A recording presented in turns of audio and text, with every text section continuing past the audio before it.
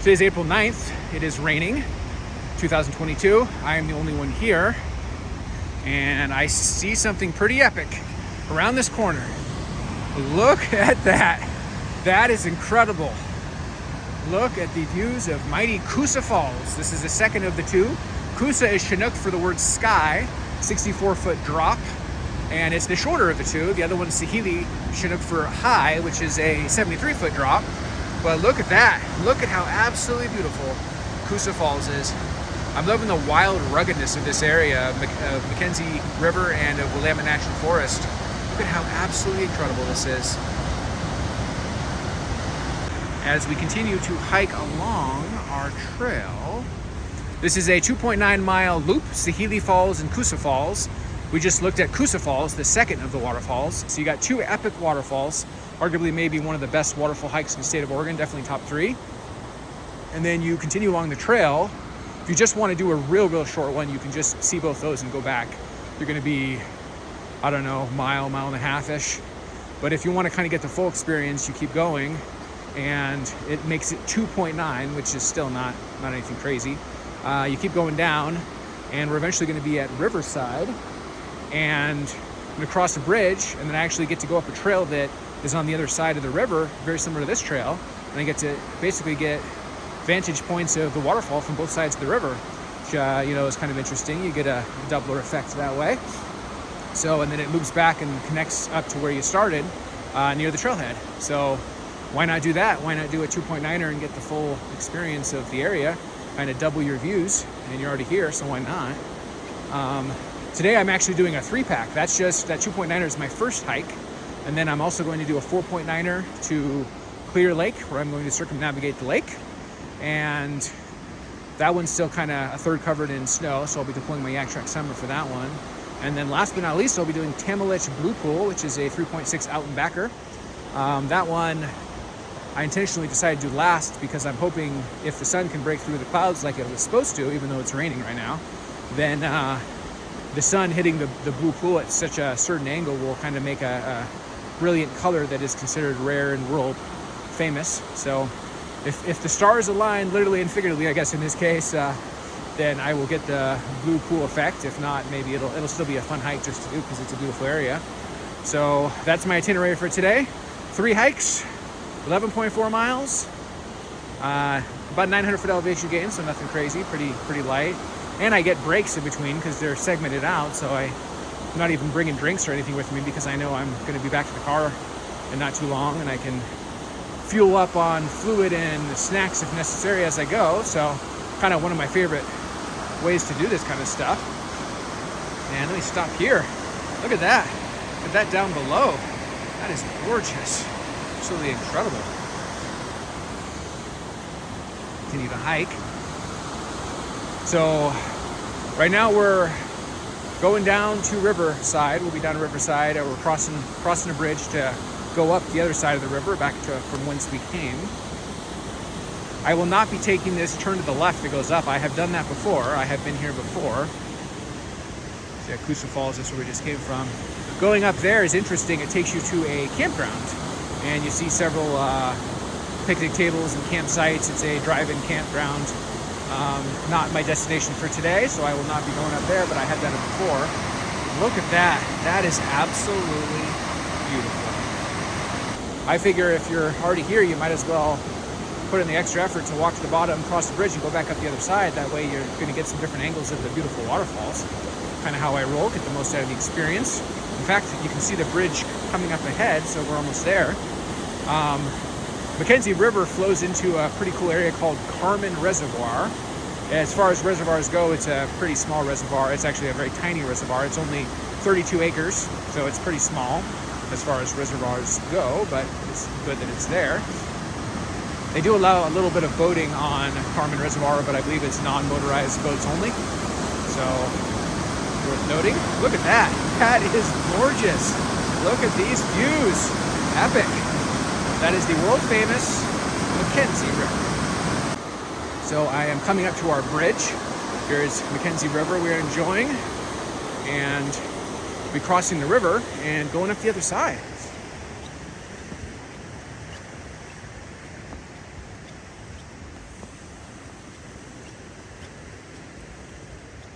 This is not a lot of people in this area in April, but this area will get popular later in the year. Here is Carmen Reservoir. And here's our bridge. I will be fastidious and hike on the hiker side, even though there's nobody here. And look at this. This is pretty epic.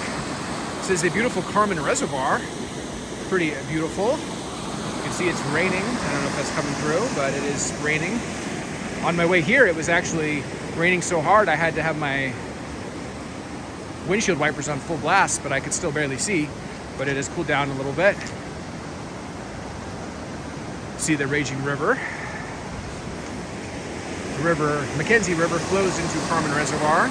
So our little 32-acre reservoir. Nothing too crazy. And we're gonna be coming up here and getting back on our trail. Going out McKenzie River Trail.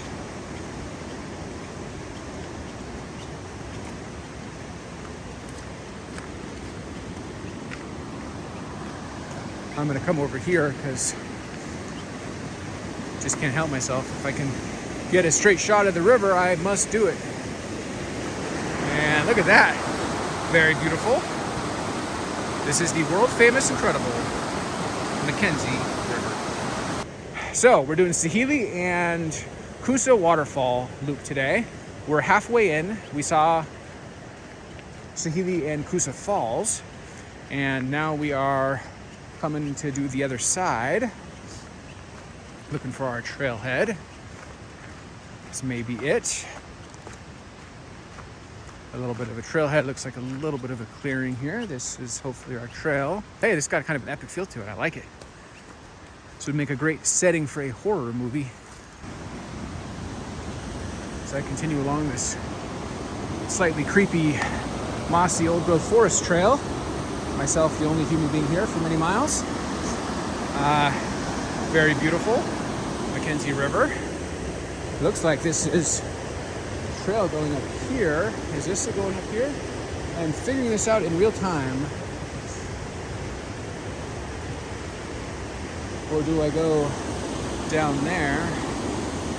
I'll go up here because my spidey sense is telling me this is a trail, but we'll see. We'll figure it out. Nothing too crazy here we can't figure out. I think this is the trail. I think I was correct.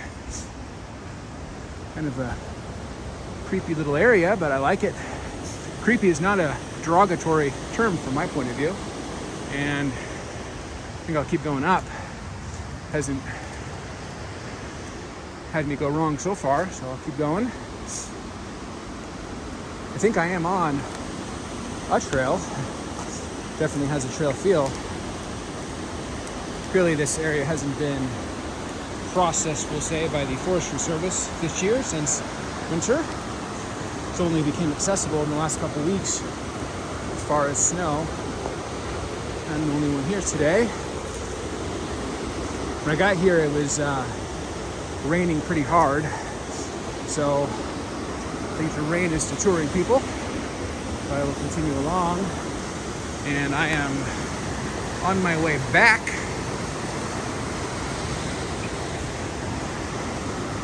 And look at this. This is pretty epic. Can't complain about this. This is beautiful.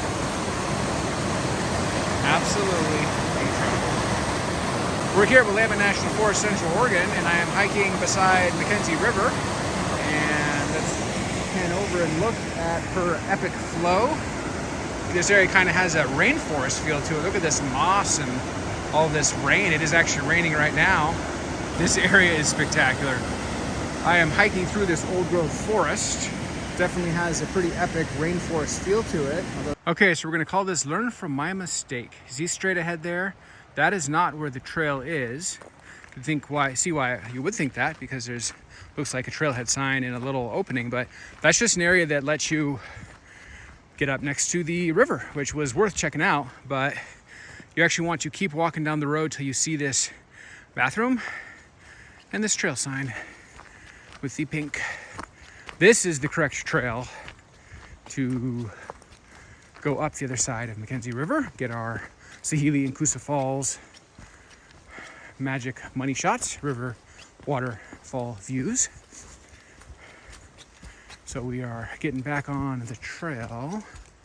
I just found the trailhead. That's what the beginning of that was, is finding where the trailhead connects to go back up McKenzie River on the opposite side of the river from whence you started if you parked at the classic trailhead parking area.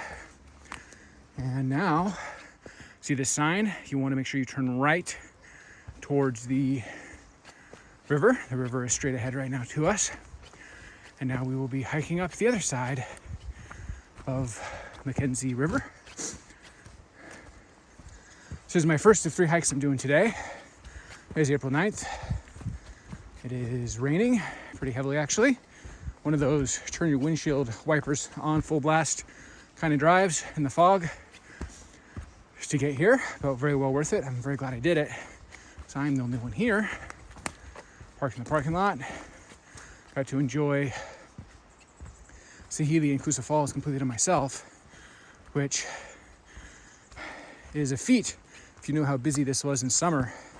This is definitely one of the most epic hikes in the area in summer, and it could be like 100 people type situation, and it's only like a mile between the falls, so 100 people in a kind of crowded area in under a mile is basically a carnival atmosphere. You're not even ever going to have a second where you don't have people in range. So be able to come see this area in spring. I don't know how you are, but I'd rather endure some elements, hike in the rain. I've got ski clothes on. My favorite brand for hiking is Kjus, Kjus. It's part Swiss, part Norwegian. I've got Norwegian heritage, but it's 4-way stretch, great waterproof rate, great breathability. It's my favorite brand, so I'm wearing it now. So I like to wear, I'm a bit extreme, I like to wear ski clothing head to toe when I go hiking. That way I'm ready for anything. If it starts raining, if it starts snowing, if it gets too hot, got the waterproof and breathability. So it's raining, it's pouring, I'm drenched. But because I have highly waterproof clothes, I feel dry as a whistle. So I don't know if you're like me, but I would much rather come off peak, even endure some elements to get more of a private, secluded viewing. It's kind of how I roll. I'm a contrarian and unconventional thinker. If you're the type of person that likes to, roll out of bed noon on a Sunday in August and then go see one of the best hikes in the area, then you pay a premium for that convenience. And you got 100 people here. So if 100 people here does not detract your experience, then by all means.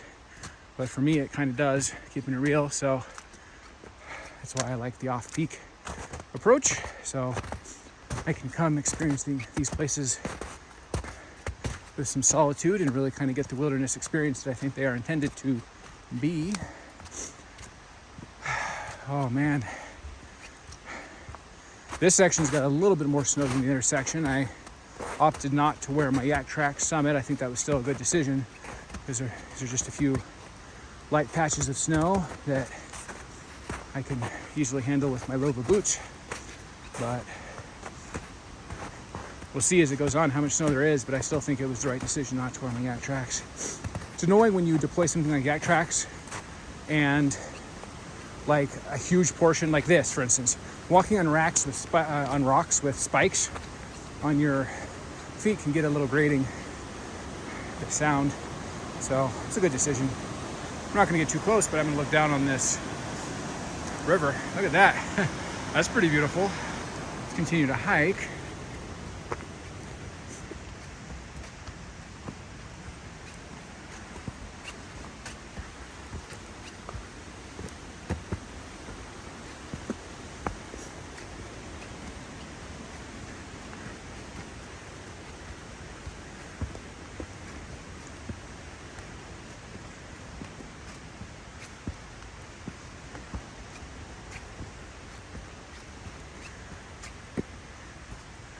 Going up some rocks here. This is definitely one of the best waterfall hikes in the state of Oregon. Pretty epic. If you're ever in the area, it's worth doing. Bucket list type hike. And there's kind of two approaches to do it. You could either just start at the trailhead, go to Sahalie, which is right after the trailhead, and then go to Koosah and go back, and you're doing about half the hike. If you just want to grab the couple main waterfall highlights and that's it, ends up being, I don't know, 1.5 miles-ish. Pretty darn short. A lot of steps and railings and stuff, so most people should be able to do it. And they also tried to have relative wheelchair accessibility in sections, so pretty good on that. But I think a little better way to do it is, instead of stopping at Koosah Waterfall, if you keep hiking down to the riverside, then you can cross a bridge and hike back up the other side of the river, which is what I'm doing right now. This is what this trail is right now. So it's the opposite side of the river where we started. And there is another bridge up past Sahalie near the trailhead that connects you back. So it's actually designed for it to be like this. So there's 2 bridges you can cross to one side and back over. That way, as I come up, I'm gonna get views of the waterfalls from the other side of the river, which adds another dimension to the exploration. I figure if you're gonna bother coming all the way out here, why not go 2.9 miles instead of 1.5 and kind of get views from both sides of the river. But that's how I roll, to each his own. Kind of walking down this slightly sketchy section. And I think I'm coming up to a waterfall viewpoint area. Speaking of Koosah Falls, look at that. That is beautiful. That is the beautiful Koosah Falls, means sky and Chinook, 64-foot drop, dropping into the beautiful McKenzie River down below. Pretty darn epic. Crystal clear mountain glacier runoff water. Absolutely beautiful. Let's continue to hike along our trail. Gotta go up this little route section. And we're back on our trail. Kind of a rocky, old growth forest, wet trail. And I'm drenched. I'm the only one here. But it was well worth it because I like to come to places when nobody else is here. And now I'm getting the dividend of a pretty epic 2.9 mile hike solo. And I will stop over here and take another shot of the waterfall. Look at that. Got a great frothy pool below. And look at that Moneyshot. Absolutely beautiful. We actually started on the other side of the river, hiked by these waterfalls, crossed a bridge, and now we're hiking back up the other side of the river. And look at that. That's very beautiful, incredible. By doing this, we get to see the waterfall from both sides, pretty epic, and kind of get the most of the area rather than just doing the trail parking lot side. We'll be coming back up to a bridge to cross back over right near the trailhead, so ends up being about 2.9 miles overall. Nothing too crazy, pretty light hike, all things considered. And here's Koosah Falls at the very top, McKenzie River raging. Interesting, this side of the river is a bit rockier, the trail. They put a lot more effort in the other side because that's the more popular side. It's kind of paved and got railings and handicap accessible, wheelchair accessible, all that kind of stuff, which is great. But this side is a little bit more wild and rugged. This is, I guess, more for the adventure type who wants to go off the beaten path. And here we are, looking at beautiful McKenzie River. Right here is the top. That's Koosah Falls going down below, 64 foot. Chinook for sky, Koosah. As we continue to hike.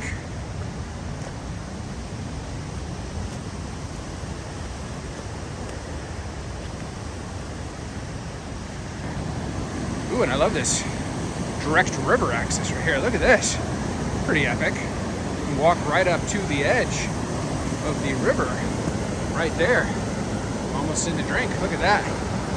Look at the color, clarity, and cleanness of this mountain glacial runoff McKenzie River. Right here on the edge in our foreground is Koosah Falls. We're at the very top of Koosah Falls. It's going down 64 feet down to McKenzie River down below. This is one of the 2 waterfalls on this epic hike. Sahalie Falls and Koosah Falls, the second fall. As we continue to hike,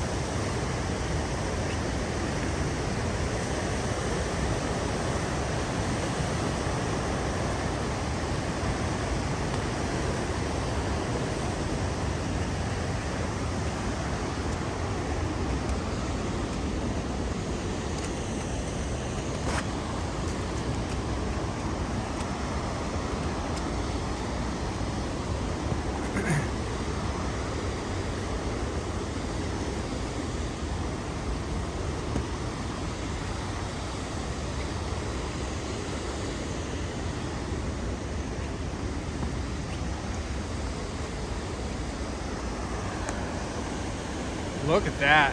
That is beautiful. Going to come on down. And look at that. See kind of a little bit of a mild froth because that's the bottom of a waterfall section.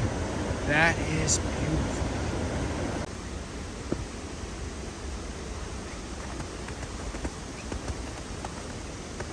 We'll continue to hike.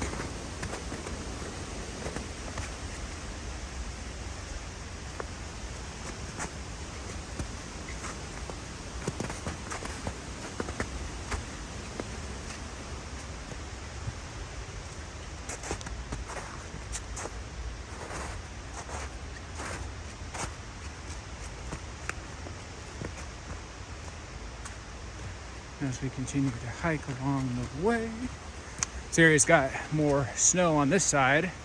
So that's something to know about this trail if you are going to do the full loop, both sides of the river. The opposite side of the river where you start, I guess because it's got more canopy, forest tree canopy, branches, etc. It's a little colder, so it's got more snow. The other side is relatively snow-free. Today is April 9th, 2022.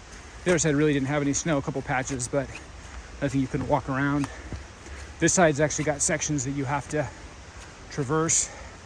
It's not anything too sketchy or dangerous. I'm not worried about it. There's something to be aware of, that just because the other side is clear doesn't mean this side's clear. This side apparently takes a couple more weeks to melt than the other side. So just keep that in mind if you're trying to time it just right, like I'm attempting to do today by coming in spring off season. If I hadn't realized that this side was this snowy, I might have brought my yak tracks because I could glide across this like a panther in my yak tracks. A little harder in just my boots, but it's okay. Not worried about it. I've got solid Lova boots. So they're ice boots. So they're well grooved for this type of terrain. I don't typically have problems for the most part. The thing that scares me is when it's a sheet of ice. Some trails, particularly up in Mount Hood, I'll say this, there's definitely a difference in the snow profile and ice profile of Central Oregon, where I'm at now, and just a couple hours north, the Mount Hood area, which is, because of its proximity to Portland, probably the most popular kind of snow play area, although I like Central Oregon better. I think it's higher quality. Mount Hood got more of a wet, drearier feel. I know it's raining today, but generally this area is a little drier. Central Oregon's drier. So the ice in the Mount Hood is just a sheet of ice. Like, it's crazy. Like, it's a skating rink. Like, if you tried to, a lot of sections, if you tried to boot pack it, there's like no chance that you would just be able to walk across it without falling. Whereas, so there you definitely need your yak tracks. But here, kind of get away with fudging it a little bit, because the snow is not as icy. So I continue to traverse along.